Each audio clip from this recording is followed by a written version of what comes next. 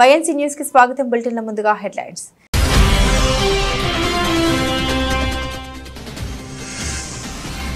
హైదరాబాద్ చేరుకున్న రాష్ట్రపతి ద్రౌపది ముర్ము. ఘన స్వాగతం పలికిన గవర్నర్ జిష్ణుదేవ్ వర్మ, ముఖ్యమంత్రి రేవంత్ రెడ్డి, మంత్రులు.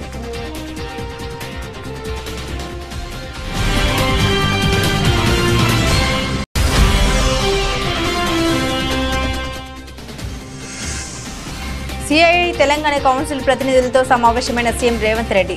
నగరంలోని పురాతన మెట్ల బావుల పునరుద్ధరణకు పర్యాటక శాఖతో ఒప్పందాలు.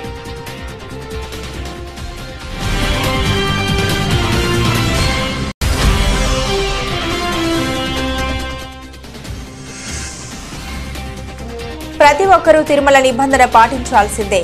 తిరుమల కోట్ల మంది హిందువుల పుణ్యక్షేత్రమన్న చంద్రబాబు.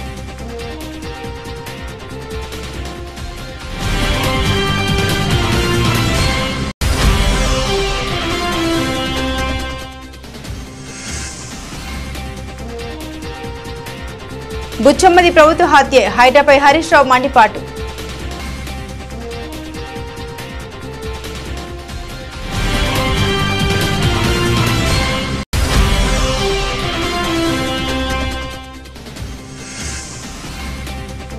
భగవంతుడా చంద్రబాబుకు మంచి బుద్ధి ప్రసాదించు.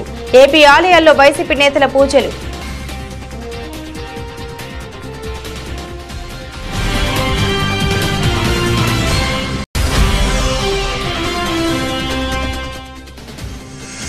కేంద్ర ప్రాయోజిత పథకాల అమలుపై సీఎస్ నీరబ్ కుమార్ ప్రసాద్ సమీక్ష. అన్ని సీసీ కెమెరాలను రాష్ట్ర సచివాలయంలోనే రియల్ టైం గవర్నెన్స్ వ్యవస్థతో అనుసంధానించాలని ఆదేశాలు.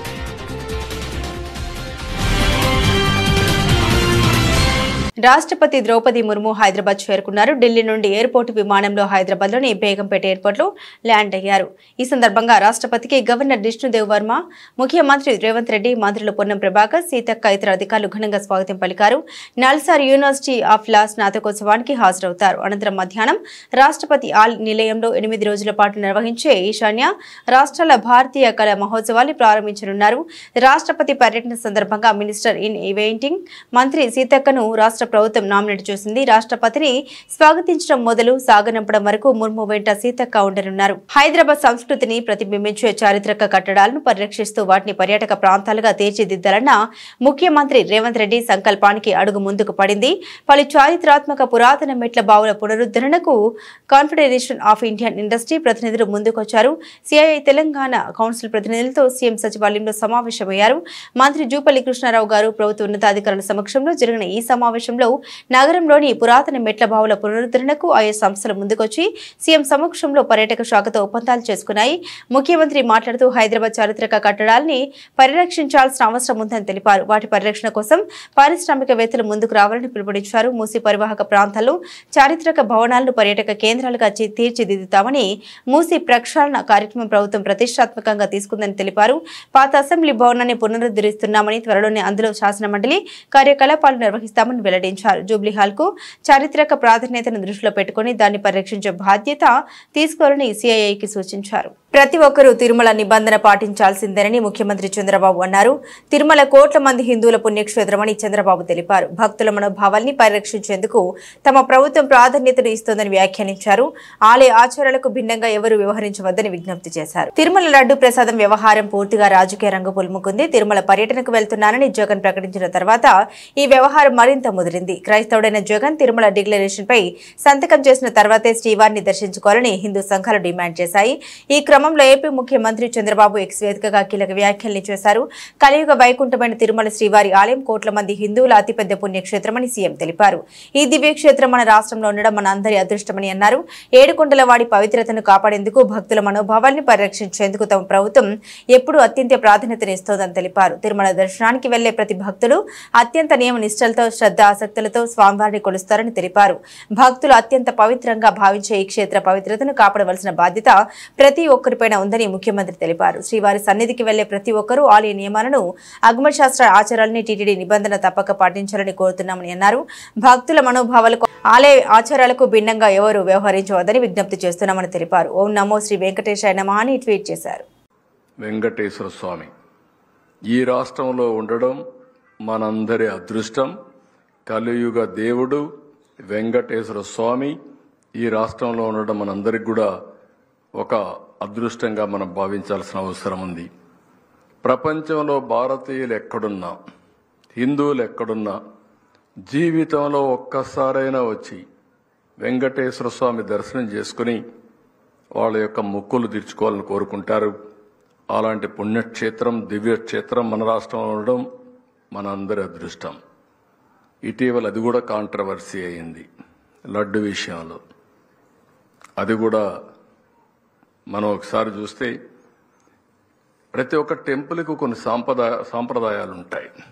ప్రతి ఒక్క మతానికి కూడా కొన్ని సాంప్రదాయాలు ఉంటాయి. మత సామరస్యాన్ని కాపాడడం ఎంత ముఖ్యమో ప్రతి ఒక్క దేవాలయాల్లో కానీ, చర్చిల్లో కానీ, మసీదుల్లో కానీ ఉండే సాంప్రదాయాన్ని గౌరవించడం కూడా అంతే ముఖ్యం.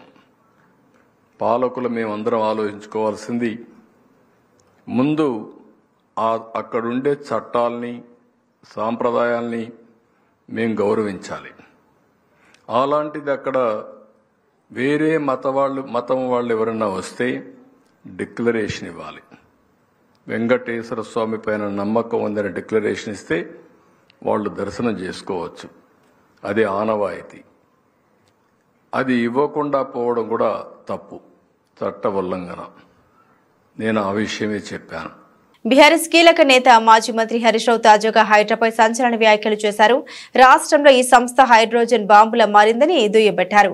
కష్టపడి కట్టుకున్న ఇల్లు కూల్చేస్తే ఎలా అని మండిపడ్డారు. కుకట్పల్లి పరిధిలో బలవన్ మరణానికి పాల్పడిన బుచ్చమ్మది ఆత్మహత్య కాదని, అది ముమ్మాటికి ప్రభుత్వ హత్యనని తెలిపారు. శనివారం తెలంగాణ భవన్ కు వచ్చిన హైడ్రా కూల్చివేతల బాధితులతో ఆయన మాట్లాడారు. వారిని పరామర్శించి వివరాలు అడిగి తెలుసుకున్నారు. ఈ సందర్భంగా హరీష్ రావు మాట్లాడుతూ సుందరీకరణ పేరిట రేవంత్ రెడ్డి ప్రభుత్వం మూసి నదిలో పేదల రక్తం కన్నీళ్లను పారిస్తోందని ఫైర్ అయ్యారు. ఒక్కొక్క పైసా కూడబెట్టి ఎంతో కష్టపడి ఎన్నో ఆశలతో కట్టుకున్న ఇళ్లను రాత్రికి రాత్రి కూల్చేస్తే పేదలు ఎక్కడికి పోవాలని ప్రశ్నించారు. ఇక మూసి నిర్వాసితురాలు బుచ్చమ్మది ఆత్మహత్య కాదు, అది ప్రభుత్వ హత్యనని పేర్కొన్నారు. సీఎం రేవంత్ రెడ్డి తుగ్లక్ పాలన కారణంగా విశ్వనగరం హైదరాబాద్ ఇమేజ్ దెబ్బతింటూ ఉందని విమర్శించారు. కాంగ్రెస్ ప్రభుత్వం ముందుగా 100 రోజుల్లోనే 6 హామీలను అమలు చేస్తామని చెప్పిన అంశంపై దృష్టి పెడితే బాగుంటుందన్నారు హరీష్ రావు. సో అమ్మ పాప 3 బిడ్డలకు ఇల్లు కట్టించిందట, పెళ్ళిళ్ళు చేసింది. ఆ ఇల్లు కూలగొడితే నా బిడ్డల భవిష్యత్తు ఏమవుతుంది, అల్లుళ్ళు ఏమంటారు అనే బాధకు తట్టుకోలేక ఉరేసుకొని చనిపోయింది. ఇది బుచ్చమ్మ ఆత్మహత్య, ఇది రేవంత్ రెడ్డి ప్రభుత్వం చేసిన హత్య. ఇది అనాలోచిత తుగ్లక్ నిర్ణయాల వల్ల ఈ అమ్మ ఆత్మహత్య చేసుకోవాల్సి వచ్చింది. ఇంకొక చెల్లె కూడా గుండెపోటుతో చనిపోయింది. ఇల్లు కూలగొడితే అన్న వాళ్ళ ఇంటికి పోయి అక్కడ ఉండి గుండెపోటుతో ఒక అమ్మాయి చనిపోయినట్టుగా కూడా పేపర్లో చదివాం. ఇందాక ఒక అమ్మ మాట్లాడుతూ కూడా అంటుంది, ఎప్పుడు గుండె అయిపోతుందో, రాత్రి మళ్ళీ తెల్లారుతుందా లేదా, అసలు నిద్ర మేము లేస్తామా లేవమంత భయంతో బతుకుతున్నాం బిడ్డ అంటుంది అమ్మ.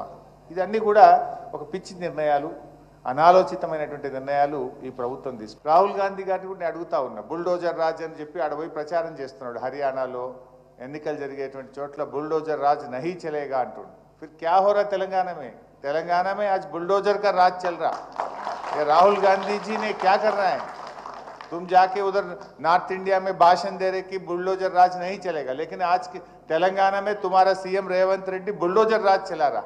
पहले इनको रोको. डेफिनेट గా మేము మీతో ఉంటాం, భయపడొద్దు. మీరు ఫోన్ చేస్తే కూడా మేము వచ్చి మీకు అండగా తప్పకుండా నిలబడతాం.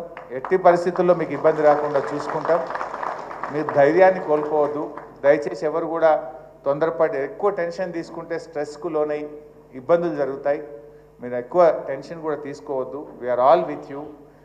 ఇది మీ ఇల్లు అనుకోండి, మీ ఫ్యామిలీ అనుకోండి, ఎప్పుడైనా మా తలుపులు తెరిచే ఉంటాయి. Any time you can come here. Our legal cell will be there and మా టీం కూడా ఉంటుంది.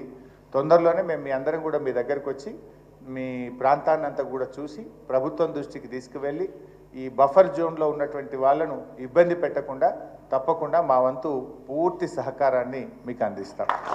తిరుమల పర్యటనను మతం పేరుతో అడ్డుకునేందుకు ప్రభుత్వం చేస్తున్న ప్రయత్నాల్ని వైసీపీ అధ్యక్షుడు వైఎస్ జగన్ తీవ్రంగా స్పందించారు. తన తండ్రి వైఎస్ఆర్ అనేక సార్లు తిరుమల దర్శించుకున్నారు. తన సీఎంగా 5 సార్లు శ్రీవారికి పట్టు వస్త్రాలు సమర్పించారన్నారు. తన మతమేందో ప్రజలందరికీ తెలుసని అన్నారు. తిరుమల పర్యటన సందర్భంగా నెలకొన్న పరిస్థితులపై తాడేపల్లి నివాసంలో ఆయన మీడియాతో మాట్లాడారు. తాను 4 గోడల మధ్య బైబిల్ చదువుతా, తప్పేముంది, బయటకు పోతే హిందుత్వాన్ని, ముస్లిం, సిక్కు మతాలను గౌరవిస్తా, అనుసరిస్తారని వెల్లడించారు జగన్. తిరుమలకు వస్తానంటే డిక్లరేషన్ ఇవ్వాలని డిమాండ్ డిమాండ్ చేయడం శోచనీయమని ఆరోపించారు. నా మతం మానవత్వం డిక్లరేషన్లు రాసుకుంటే రాసుకోండని వెల్లడించారు. దేవుణ్ణి దర్శించుకోవడానికి 5 ఏళ్ల పాటు సీఎంగా పనిచేసిన వ్యక్తి పరిస్థితి ఇలా ఉంటే దళితుల పరిస్థితి ఏమిటని, వారిని రాబోయే రోజుల్లో గుడికి రాణిస్తారా అంటూ అనుమానం వ్యక్తం చేశారు. తాను అధికారంలోకి రాకముందు చంద్రబాబు హయాంలోనే చేపట్టిన పాదయాత్ర తిరుమల నుండే మొదలుపెట్టి తిరుమలలోనే కాలినడకన స్వామివారిని దర్శించుకున్నానని వెల్లడించారు. అప్పుడు లేని మతం డిక్లరేషన్ ఇప్పుడు ఎందుకని ప్రశ్నించారు. రాజకీయ లబ్ధి కోసం హిందూ ధర్మాన్ని వాడుకోవడం ముఖ్యమంత్రి స్థాయిలో ఉన్న చంద్రబాబుకు సబబేనా అంటూ నిలదీశారు జగన్. రాష్ట్రంలో ఈరోజు ఎప్పుడూ కూడా చూడని రాక్షస రాజ్యం నడుస్తూ ఉంది.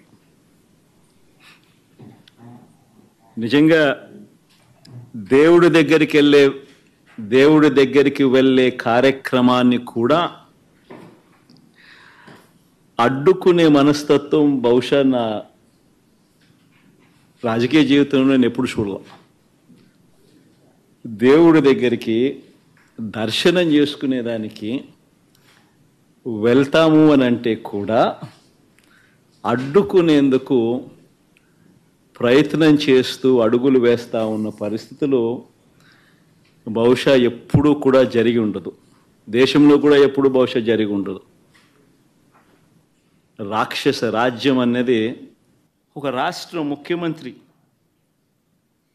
ఇంకా 5 సంవత్సరాలు బ్రహ్మోత్సవాలలో తిరుమల తిరుపతి దేవస్థానానికి వస్త్రాలు సమర్పించిన నేను, ఇన్నిసార్లు తిరుమల తిరుపతి దేవస్థానానికి వెళ్ళిన నేను, ఈరోజు తిరుమల తిరుపతి దేవస్థానానికి నేను రాకూడదట, పోకూడదట.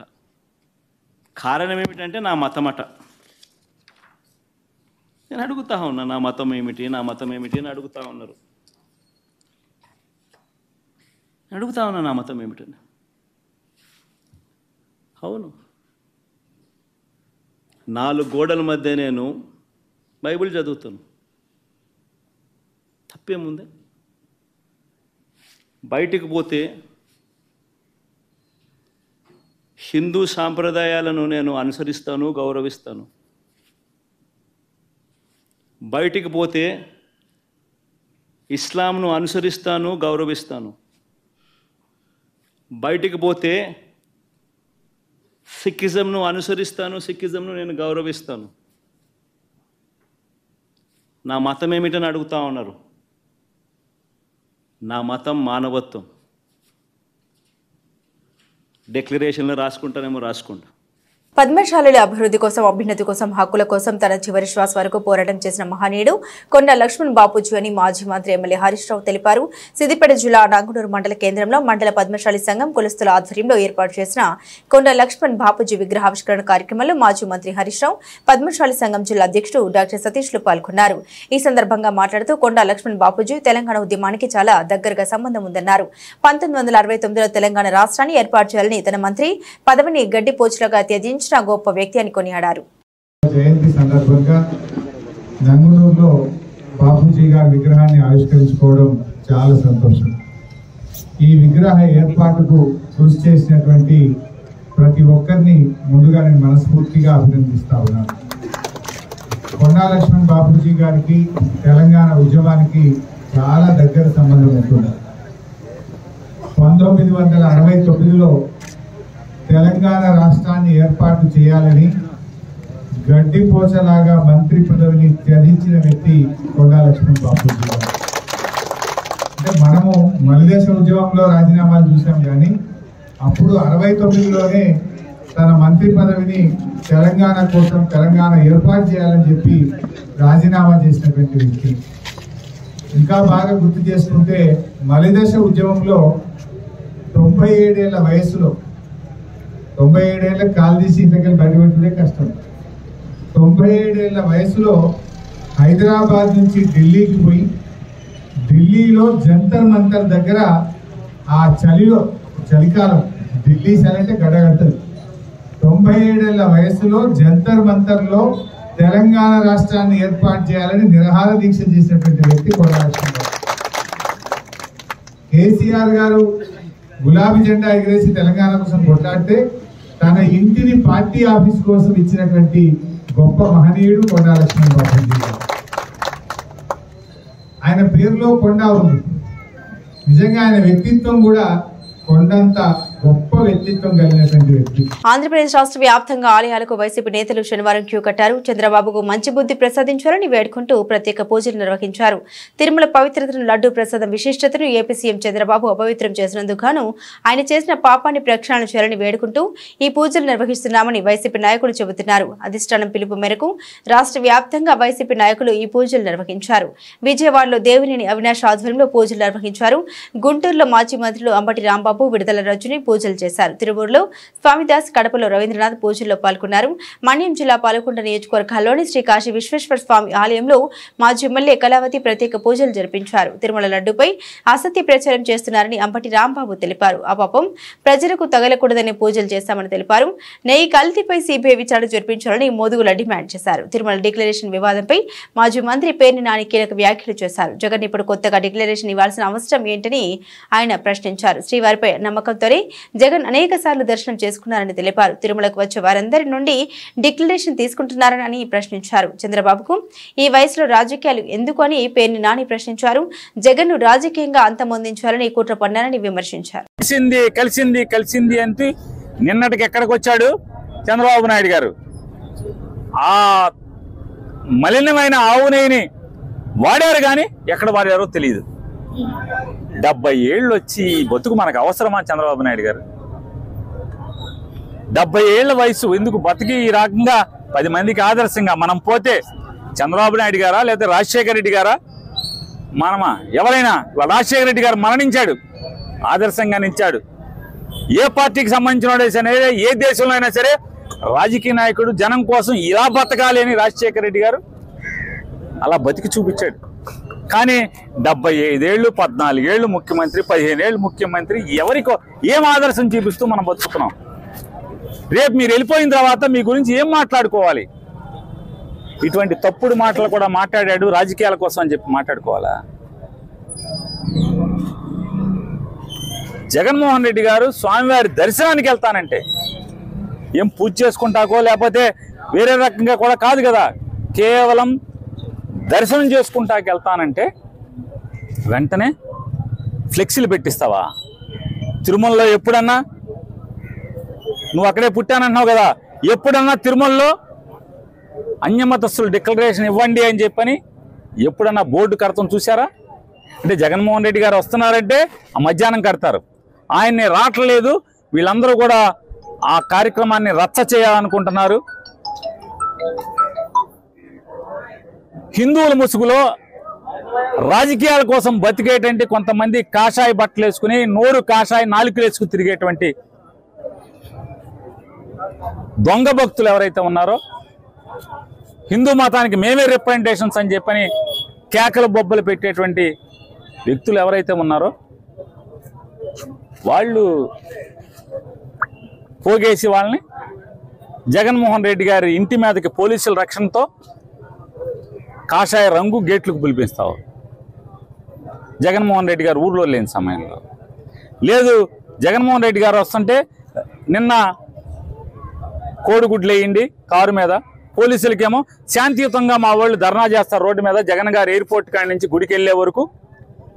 వాళ్ళకేమో కాషాయ రంగు పెయింట్ డబ్బాల్లో దీంట్లో బుడగల్లో వేసి ఐ సప్లై రెడీ చేస్తారు, అలాగే కోడిగుడ్లు రెడీ చేస్తారు. రెడీ చేసి అవమానించి ఆ వీడియోలన్నీ కూడా మీ తప్పుడు మనుషులతో ఇవన్నీ చేయించి అక్కడ అల్లరి సృష్టించాలి. గర్భిణులు ఆధ్యాత్మిక ఆలోచనతో భావోద్వేగాలను అదుపు చేసుకున్నప్పుడే మంచి లక్షణాలు, తేజోవంతులైన గుణవంతులైన పిల్లలు జన్మిస్తారని ఎమ్మెల్యే పవార్ రామారావు పటేల్ అన్నారు. నిర్మల్ జిల్లా ముథోల్ మండల కేంద్రంలోని ఐసీడీఎస్ ఆధ్వర్యంలో గర్భిణీ స్త్రీలకు, బాలింతలకు పోషణ అభియాన్ కార్యక్రమానికి ముఖ్య అతిథిగా పాల్గొన్నారు. ఈ సందర్భంగా ఎమ్మెల్యే మాట్లాడారు. పౌష్టికాహార మాసంలో భాగంగా పోషకాహారంతో పాటుగా ప్రభుత్వం కల్పిస్తున్న అన్ని సదుపాయాలను సద్వినియోగం చేసుకోవాలని తెలిపారు. మనం అందరూ పౌష్టికంగా ఉంటామని పెద్దలు చెప్పినట్ల ఆరోగ్యాన్ని కాపాడాలి కోసంగా పౌష్టికాహారం ఏదైతే ఉంది ఆ పౌష్టికాహారం ఎటువంటి వాడాలి. ఇక్కడ అంగన్వాడీ టీచర్స్ అనుకోండి, ఆయన అనుకోండి, అన్ని విధాలుగా చెప్తున్నారు. వాస్తవంగా ఈరోజు చూస్తే పెస్టిసైడ్స్ ఫర్టిలైజర్ విడిగా వాడుకుంటున్నాం. మనము పంటల మీద పెస్టిసైడ్ మందు వేస్తే ఏదైతే అది ఆహారం వస్తుంది. మన కూరగాయలు అనుకోండి, పండు అనుకోండి, ఇటువంటి పదార్థాలు తీసుకుంటే మన శరీరంకు చాలా మంచిది కాదు. చిన్న మీకు ఉదాహరణ చేస్తాం. మన వంకాయ కూర తింటాం. మనం వంకాయ అంగడిలో తీసుకుంటే, బాజార్లో తీసుకుంటే అది సింథటిక్ వాడి అది మనకు అమ్ముతారు, అదే మనం తింటాం. కానీ మన ఇంట్లో ప్రతి ఇంట్లో ముంగట పెరిగి ఉంటుంది, వరండా ఉంటుంది. ఒక 10 చెట్లు పెట్టుకుంటే సంవత్సరం వరకు మన అంకాయలు కానీ, మన పాలకూర కానీ, కొత్తిమీర కూర కానీ అవన్నీ మన ఇంటికాడ చేసుకుంటే. రాష్ట్రంలో అమలు జరుగుతున్న వివిధ కేంద్ర ప్రాయోజిత పథకాలపై రాష్ట్ర సచివాలయంలో ప్రభుత్వ ప్రధాన కార్యదర్శి నీరబ్ కుమార్ ప్రసాద్ సంబంధిత శాఖల అధికారులతో సమీక్షించారు. రాష్ట్రంలోని అన్ని సీసీ కెమెరాల్ని రాష్ట్ర సచివాలయంలోనే రియల్ టైం గవర్నెన్స్ వ్యవస్థతో అనుసంధానించాలని పీసీఎస్ తెలిపారు. పంచాయతీరాజ్ మరియు గ్రామీణాభివృద్ధి, హోం నైపుణ్యాభివృద్ధి, సాంఘిక బీసీ గిరిజన మహిళా శిశు సంక్షేమం, విభిన్న ప్రతిభావంతుల శాఖలతో పాటు గృహ నిర్మాణ, వ్యవసాయ, వైద్య, ఆరోగ్య, మత్స్య శాఖలకు సంబంధించి కేంద్ర రాష్ట్ర ప్రభుత్వాల సహకారంతో అమలు జరుగుతున్న వివిధ కేంద్ర ప్రాయోజిత పథకాల అమలు తీరును, ఆయా పథకాల ప్రగతిని సీఎస్ సమీక్షించారు. ముందుగా పంచాయతీరాజ్ మరియు గ్రామీణాభివృద్ధి శాఖకు సంబంధించిన వివిధ కేంద్ర ప్రాయోజిత పథకాలపై సీఎస్ సమీక్షించారు. ఆ శాఖ ముఖ్య కార్యదర్శి శశిభూషణ్ కుమార్ మాట్లాడారు. PRNRD శాఖలో మొత్తం 22 కేంద్ర ప్రాయోజిత పథకాలు అమలు చేయడం జరుగుతుందని వివరించారు. 2023-2024 వివిధ కేంద్ర ప్రాయోజిత పథకాల కింద 13,366 కోట్లను 2024-2025లో ఇప్పటి వరకు 7,899 కోట్ల రూపాయలను ఖర్చు చేయడం జరిగిందని తెలిపారు.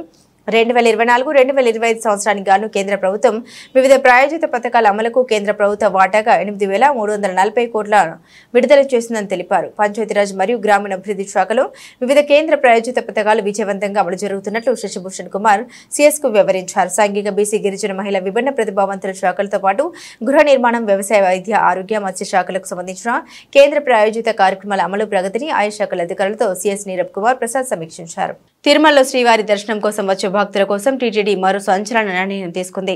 వెంటనే దాన్ని అమలు చేస్తూ తిరుమలలోని ముఖ్య వీధుల్లో బోర్డులు ఏర్పాటు చేశారు. వైసీపీ పాలనలో లడ్డు తయారీలో కల్తీ నెయ్యి వాడారన్న చంద్రబాబు చేసిన ఆరోపణతో తిరుమల పవిత్రత దెబ్బతిందని వైసీపీ అధ్యక్షుడు మాజీ సీఎం వైఎస్ జగన్ ఆరోపించారు. స్వయాన ముఖ్యమంత్రి ఆరోపణలతో తిరుమలకు కలిగిన అపవిత్రత నుండి ఆలయానికి, రాష్ట్ర ప్రజలకు మేలు కలగాలని కోరుతూ పాప ప్రక్షాళన కోసం జగన్ శనివారం తిరుమలలో స్వామివారి దర్శనానికి నిశ్చయించారు. అయితే కొందరు ఇతర మతస్థుడంటూ విమర్శిస్తూ జగన్ తిరుమలకు వస్తే అడ్డుకుంటామని బీజేపీతో పాటు ధార్మిక సంఘాలు హెచ్చరించాయి. తిరుమలకు వస్తే డిక్లరేషన్ మీద సంతకం పెట్టాల్సిందే అంటూ డిమాండ్లు రావడంతో స్పందించిన టీటీడీ హిందూయేతరుల కోసం తిరుమలలో ప్రత్యేకంగా బోర్డులు ఏర్పాటు చేసింది. అన్ని మతస్థులు పాటించాల్సిన నియమ నిబంధన తెలుపుతూ Vaikuntham complex, ATC circle, Gokulam guest హౌస్ల వద్ద బోర్డులను నెలకొల్పింది. అయితే ఏర్పాటు చేసిన కొన్ని గంటల్లోనే వైకుంఠం కాంప్లెక్స్ మినహా మిగతా అన్ని చోట్ల వాటిని తొలగించారు. ములుగు జిల్లా తాడ్వాయి మండలం దామరవాయి అటవీ శాఖ అధికారులపై దాడి చేయడాన్ని తీవ్రంగా ఖండిస్తూ ఉన్నామని తుడుందెబ్బ రాష్ట్ర నాయకులు తెలిపారు. సెక్షన్ ఆఫీసర్, బీటా ఆఫీసర్లపై దాడికి పాల్పడింది వలస వచ్చిన సూరజ్ రెడ్డి అని, అతను నల్గొండ జిల్లా వాసి అని పేర్కొన్నారు. వీధుల్లో ఆటంకం ఏర్పరిచిన వారిపై చట్టపరమైన చర్యలు తీసుకోవాలని డిమాండ్ చేశారు. అలాగే తన భర్త బీట్ ఆఫీసర్ శరత్ విధులకు వెళ్లొస్తుండగా జరిగిన దాడికి తనకు న్యాయం చేయాలని శరత్ భార్య కోరారు. విధి నిర్వహణలో ఉన్న ఫారెస్ట్ అధికారిపై దాడి చేయడం జరిగింది. ఈ గున్నురెడ్డి ప్రవర్తన ఎట్లుంటుందంటే, ఇతను ఇక్కడ తాడ్వాయి మండలంలో ఇతని కుటుంబం నల్గొండ జిల్లా నుంచి ఇక్కడికి వలస వచ్చి ఇక్కడ స్థిర నివాసం ఏర్పరచుకొని 1/70 యాక్ట్కి అతిక్రమించి ఇక్కడ ఉన్న రెవెన్యూ ల్యాండ్ని 5 ఎకరాల ల్యాండ్ని కబ్జా చేసి అక్కడ డైరీ ఫామ్ని స్థాపించడం జరిగింది. ఆదివాసీ ఏజెన్సీ చట్టాల యాక్ట్కి విరుద్ధంగా పనులు చేయడం జరుగుతుంది. అతనిపై చర్యలు తీసుకోవాలని, అలాగే గున్నురెడ్డి గతంలో కూడా ఇక్కడ ఆదివాసీ యువకులపైన 3 పైన దాడి చేయడం జరిగింది. జీవనం సాగించే ఆదివాసులపైన కూడా భూములలో కూడా పోయి తన యొక్క క్రూరమైన మెంటాలిటీ తోటి ఆదివాసులపైన దాడులు చేయడం జరుగుతుంది. కాబట్టి విధి నిర్వహణలో ఉన్న సోలం శరత్ చంద్రని దాడి చేసిన గున్నురెడ్డిపై SC/ST అట్రాసిటీ కేసు నమోదు చేసి ఆదివాసులకి వ్యతిరేకంగా కార్యక్రమాలు చేస్తున్న గుండ్రెడ్డిపై చర్యలు తీసుకోవాలని కోరుకోవడం జరుగుతుంది.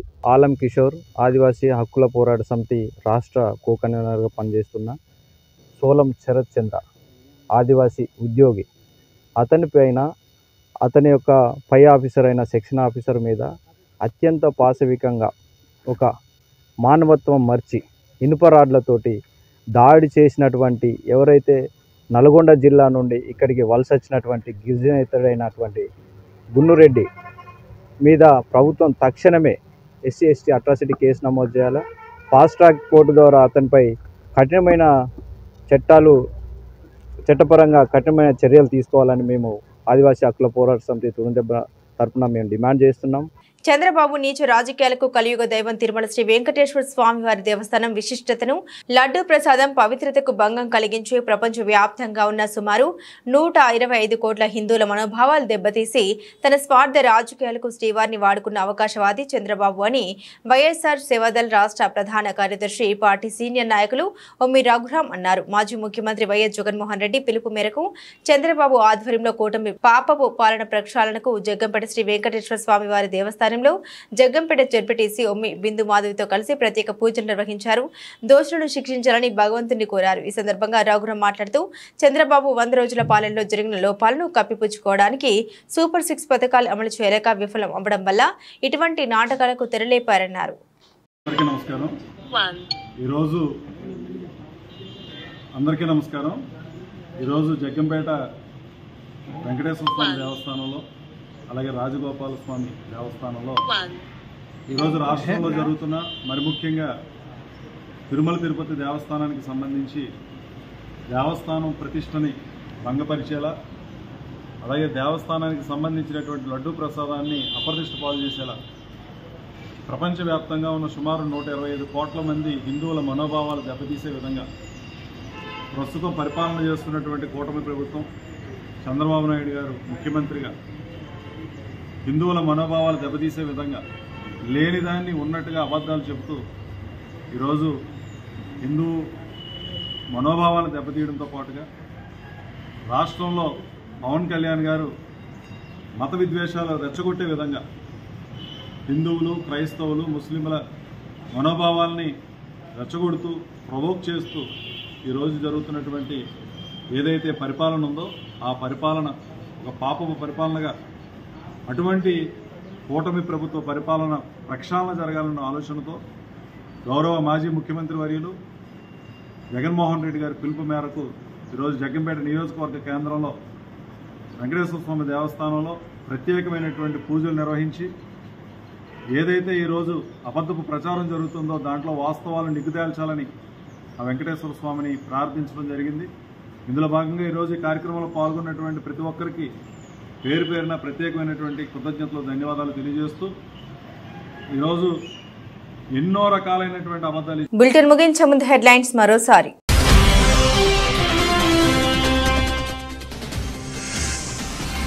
హైదరాబాద్ చేరుకున్న రాష్ట్రపతి ద్రౌపది ముర్ము. ఘన స్వాగతం పలికిన గవర్నర్ జిష్ణుదేవ్ వర్మ, ముఖ్యమంత్రి రేవంత్ రెడ్డి, మంత్రులు.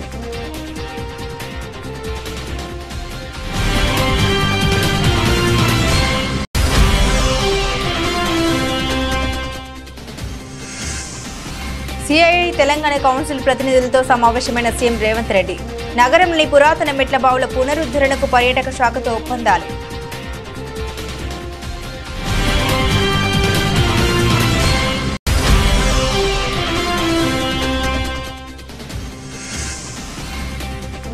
ప్రతి ఒక్కరూ తిరుమల నిబంధన పాటించాల్సిందే. తిరుమల కోట్ల మంది హిందువుల పుణ్యక్షేత్రమన్న చంద్రబాబు.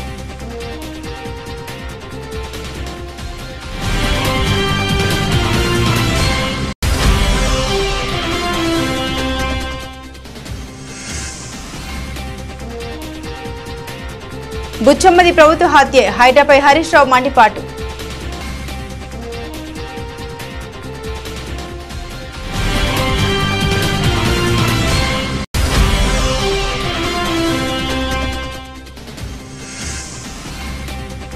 భగవంతుడా చంద్రబాబుకు మంచి బుద్ధి ప్రసాదించు.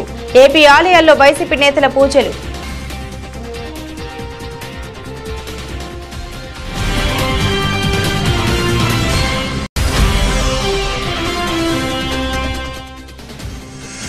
కేంద్ర ప్రాయోజిత పథకాల అమలుపై సీఎస్ నీరబ్ కుమార్ ప్రసాద్ సమీక్ష. అన్ని సీసీ కెమెరాలను రాష్ట్ర సచివాలయంలోనే రియల్ టైం గవర్నెన్స్ వ్యవస్థతో అనుసంధానించాలని ఆదేశాలు.